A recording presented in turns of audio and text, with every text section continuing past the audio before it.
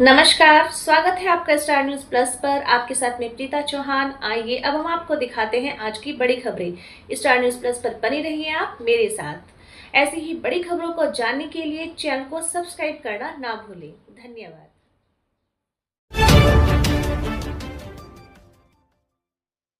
गर्भ संस्कार से होगा भावी पीढ़ी का निर्माण, माधुरी दीदी।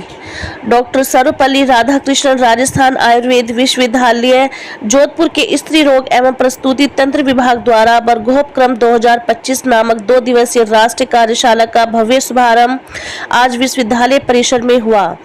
यह कार्यशाला संवर्धनी न्यास नई दिल्ली के सहयोग से आयोजित की जा रही है, जिसका उद्देश्य गर्भ संस्कार के माध्यम से गर्भस्थ शिशु के शरीर, मन और आत्मा का समग्र पोषण है।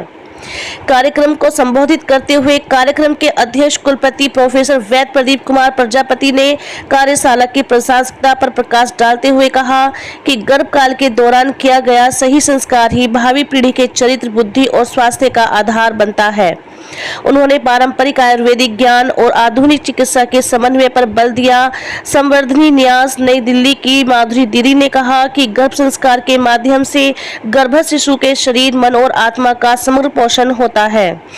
देखिए स्टार न्यूज प्लस के लिए राजस्थान के जोधपुर से स्टेट हेड नवीन शर्मा के साथ आबिद मोहम्मद की ये रिपोर्ट।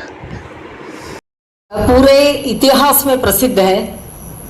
5 अगस्त को क्या हुआ था हम सब जानते हैं। 5 अगस्त 2020 को राम जन्मभूमि का भूमि पूजन हुआ था और उस 5 अगस्त को ही 21 में हमने संवर्धनी न्यास का रजिस्ट्रेशन किया। तो इसलिए हमारे सारे कार्य बहुत ही सुलभता से हो गए और इसका कार्यालय हमने बहुत ही 6 महीने के अंतर्गत हमने दिल्ली में कार्यालय भी अपना ओन ऑफिस ले लिया है। तो संवर्धनी न्यास केवल गर्भ संस्कार यह विषय लेकर नहीं, तो इस राष्ट्र की उन्नति के लिए महिलाओं की महत्वपूर्ण भूमिका यह अदा करती है। तो उसमें विषय है। उसके अतिरिक्त परिवार, यह समाज और परिवार, इसका प्रबोधन होना आवश्यक है। यानी अपनी संस्कृति, देश, इसकी परंपरा जो है और उससे संबंधित जो संस्कार हैं, उन सभी संस्कारों से युक्त ऐसे परिवार व्यवस्था होनी चाहिए। चलाए जाते हैं बच्चों के और महिलाओं के यानी माताओं के। उसके द्वारा अपना इतिहास क्या है, अपनी भाषा क्या है।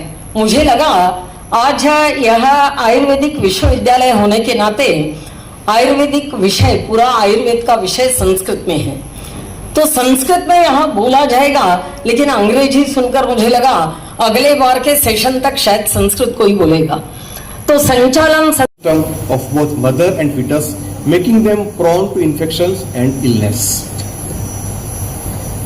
So what we can do is very simple: yoga, meditation, relaxation techniques, emotional state of the parents' emotions, especially the mothers, deeply affect the child's before and after birth. So high anxiety or stress increase the risk of preterm birth, low birth weight, developmental and behavioral disorders. So depression in pregnancy is linked to emotional problems in children later in life. So what we can do, according to Ayurvedic Samhita, balanced diet, meditation, exercise, relaxation, spiritual discipline, yoga texts like Patanjali Yoga Sutras, asanas, pranayam, ध्यान। उदाहरण चरक संहिता, चरक ने जब भी संहिता लिखी होगी और इतनी सुंदर संहिता लिखी होगी, बहुत जरूरी है उस समय एक मेंटल स्टेट को फॉलो करना, और वो एक समाधि स्थिति होनी चाहिए। क्या हम उस समाधि स्थिति में रहते हैं? क्या जैसे सर ने भी कहा, रोज सुबह उठते हो, रोज प्राणायाम करते हो, रोज सूर्य नमस्कार करते हो? ये बहुत जरूरी है कि एज अ डॉक्टर मैं अपने लाइफ को कैसे जी। मोबाइल से बाहर निकले, सोना बंद करें। रात भर खेलेंगे तो दिन में तो नींद आएगी, रात भर मोबाइल में रहेंगे तो दिन में तो नींद आएगी। होते हैं उनका सीना चौड़ा हो जाता है और कभी कभी तकलीफ हो जाती है कि अरे बच्चे क्या कर रहे हैं, सुन नहीं रहे बात मेरी। तो कई बार होता है, ऐसी घटनाएं घटती रहती हैं। तो इस लास्ट ईयर भी हमने किसी तरीके से किया था और उसके आउटकम के रूप में कुछ रिजल्ट तो मिले हैं हमको। अब 100% नहीं है, लेकिन ये है कि रिजल्ट मिले। उसमें कम से कम 15 से 20 लोग शायद हमारे ख्याल से रजिस्टर होके डिलीवरी भी हो चुकी है और सारे बच्चे अच्छे हैं। ऐसी किसी को हमें प्रॉब्लम सुनाई नहीं पड़ी है कि किसी बच्चे के साथ कोई प्रॉब्लम हुई है। अपने देश के बारे में जब हम बात करते हैं तो ये कहते हुए बहुत हर्ष हो रहा है कि हम सभी एक महत्वपूर्ण विषय जो हम गर्भ संस्कार, गर्भावस्था की ओर समग्र दृष्टिकोण पर आयोजित इस कार्यशाला में एकत्र हुए हैं।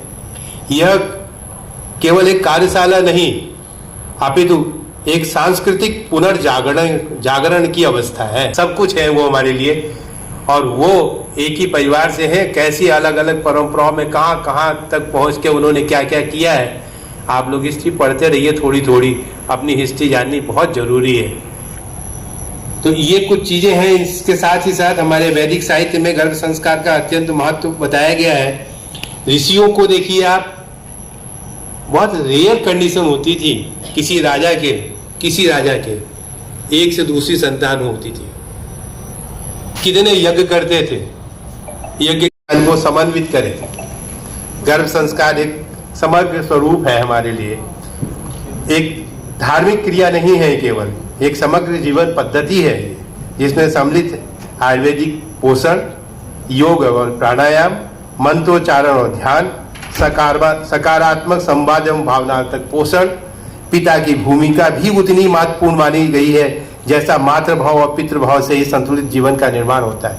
हमारे यहाँ दोनों का संयोजन है, मातृभाव और पितृभाव। तो इसलिए गर्भ से पूर्व ही बहुत सारे विधान हमारे यहाँ बताए गए हैं।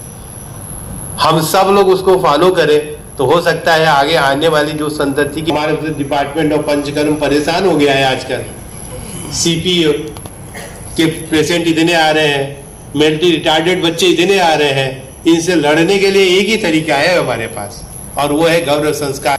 और जो भी हमारे पास उद्देश्य दिए गए हैं, अगर उनका हम अच्छे तरह से पालन पोषण करते हैं तो हमें लगता है कि हम इन सब से लड़ने की क्षमता रखते हैं।